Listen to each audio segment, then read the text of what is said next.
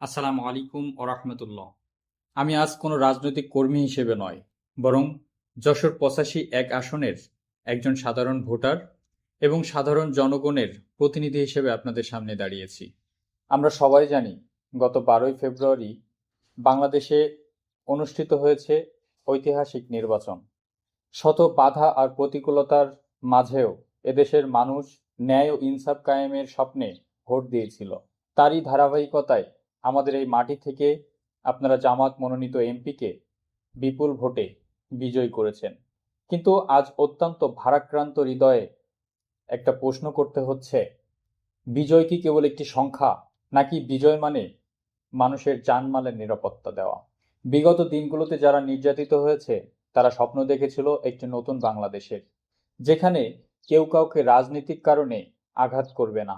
কিন্তু অত্যন্ত দুঃখের বিষয়, আমাদের আসনেই দেখছি এর বিপরীত চিত্র। যারা আমাদের সমর্থন দিয়েছিলেন, যারা ইনসাফের পক্ষে দাঁড়িয়েছেন, আজ তারা নিজ ঘরেই পরবাসী।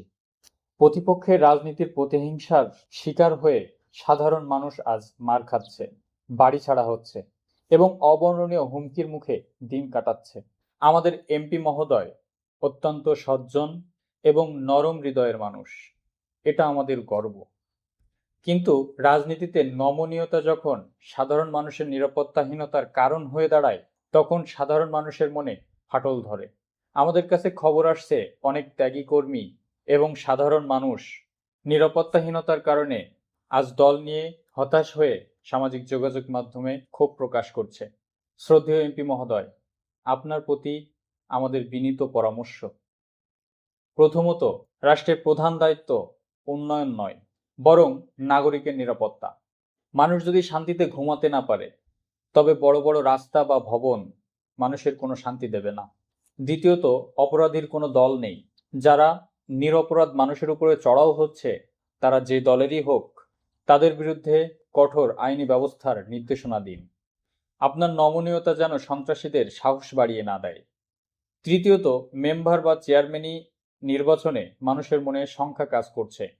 তারা ভাবছে, এখন যদি নিরাপত্তা না পায়, তবে সামনের দিনগুলোতে কি হবে।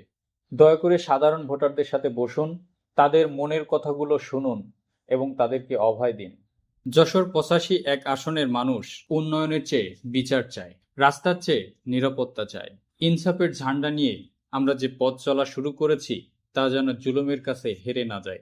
এমপি সাহেব, আপনি জনগণের আস্থার প্রতীক। দয়া করে এই আস্থার মর্যাদা রাখুন।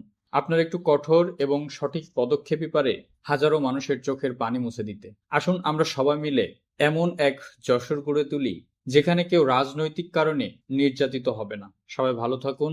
আল্লাহ আমাদের সহায় হন। আল্লাহ হাফেজ।